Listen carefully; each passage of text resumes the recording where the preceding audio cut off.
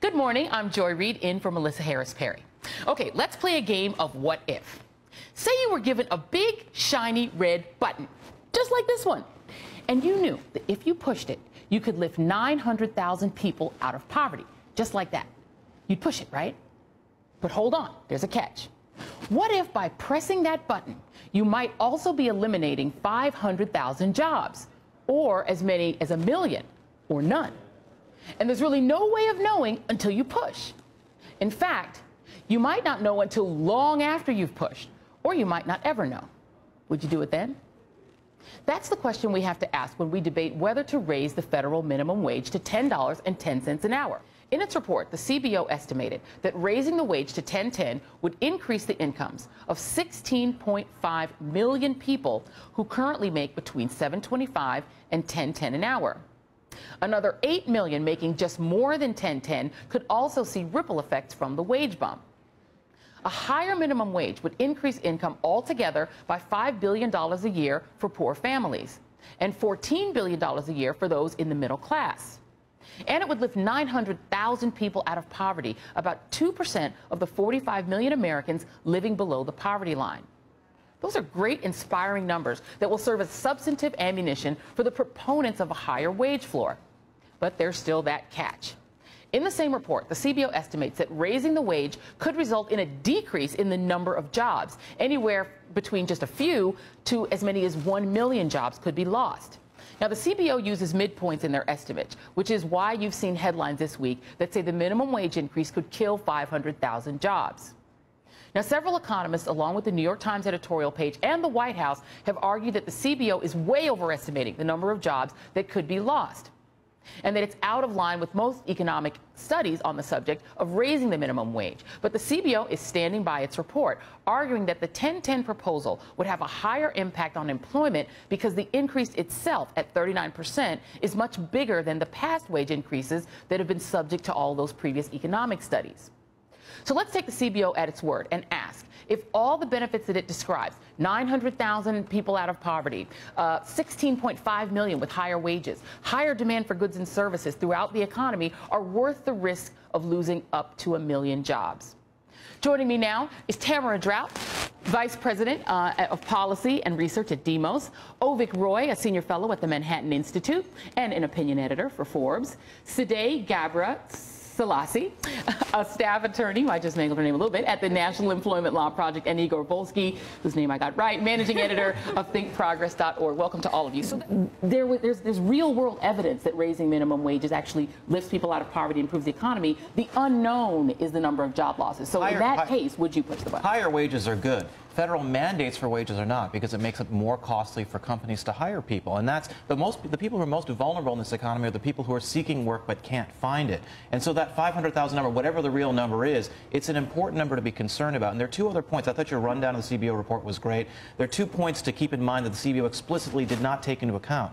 The first is that when you raise the minimum wage, it has an impact on the cost of consumer goods that are functioning. When you raise the cost of businesses, they have to pass on those costs to consumer in the form of higher prices. And the second point that's important to remember is there are a lot of anti-poverty programs, things like Medicaid, things like SNAP, things like other transfers that explicitly don't get counted when you think about the impact on poverty. And so the impact on poverty is actually more muted than the CBO calculated because it only took into account wage income and not other transfers that are means tested that also affect how those totals come together. Okay, so, Can I say, though, you know, the minimum wage is not fundamentally an anti-poverty issue. Yes, I mean, yes, it raises people out of poverty because incomes increase, but it is a fundamental labor standard. It is the Fair Labor Standards Act. Wages cannot fall beneath this level. And the problem is that it has not kept pace with inflation over these last 40 years. I mean, we're talking about raising the minimum wage to $10.10 an hour. Yes, it's a 39% increase, as you said, but had we just kept the minimum wage up with inflation over the last 45 years, it would be almost $11 an hour. And this is the problem. This is the problem. You know, the minimum wage stays flat for years at a time. Congress cannot get its act together to pass an increase, and workers are effectively seeing a pay cut because so their wages.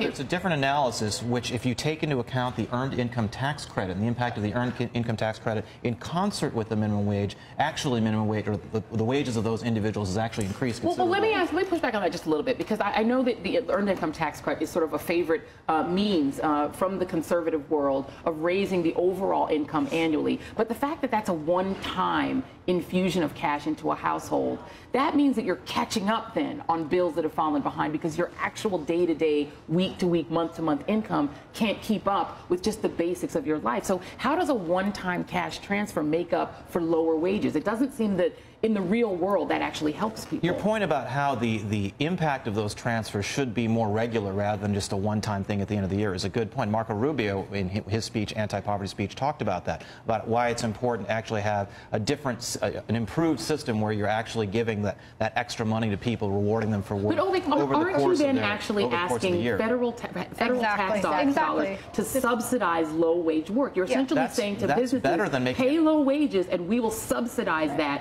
through the federal tax. That's better. That's better than making it harder and costlier for businesses to hire those individuals. It is not. Wait, sure, someone has to either argue. Let's let Igor in. Let's let Igor in. The point is important. I mean, Avik is not wrong to say that obviously if you increase the minimum wage, your payroll will increase. That's absolutely true.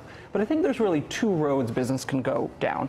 They can increase their payroll, pay their workers more, and in return, they get higher productivity, they get better workers, they retain the best and the brightest. Or they could save on payroll and say, we're just going to pay people the least we can. And then they have a lot of turnover. They have to recruit more people. And businesses know they face this choice, which is why you have businesses like Costco, like Gap, just recently increasing their minimum wage and saying we're doing it because we value our workers and we value our customers. And we know if we have the best workers, our customer service is better, our business overall runs better. Yeah. The day after the CBO report came out, we got some other minimum wage news. Gap Inc., which owns the Gap and 5 other clothing chains, announced that it will increase its base pay for workers to $9 this year and $10 in 2015. I think employers are really recognizing that their employees aren't just people who work for them, they're also their customers. And so, again, if you raise up wages, in a spending economy, you have more consumption, you have more growth, you grow the economy out. And also, who benefits? The president mentioned there people raising families.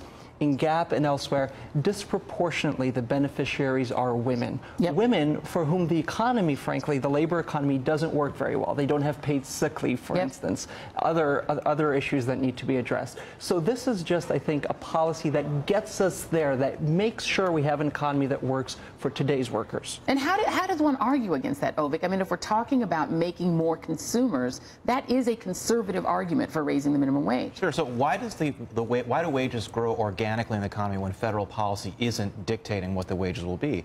It's when there's competition for workers, right? So when you have an economy where there's low unemployment because the economy is growing, that's when wages increase. And that's the kind of wage increase we're not seeing because unemployment is so high. Well, the other way that they grow is when you're collectively bargaining for them, which is another thing that is being taken off the table for a lot of workers. You haven't I mean, that's a question for Avik. If Avik wants to see more competition, would he then support the expansion of unions, laws that allow workers to organize, make it easier so workers have representation? I mean, would he said that he would want to see that sometimes maybe a safety net is better than increasing the minimum wage. Would he then support Medicaid expansion or having a more robust safety net? I mean, I think a lot of times conservatives want to have it both ways, right? They want to say, let the market decide what the wage is going to be, but then we're also going to make sure that workers don't have the representation they need so that they're in a fair bargaining situation with their employers. And that's why workers have been losing for decades, why wages have increased some 2% annually since the 1960s. Let's let Avik respond. Yeah, so, well, you've raised a lot of points there.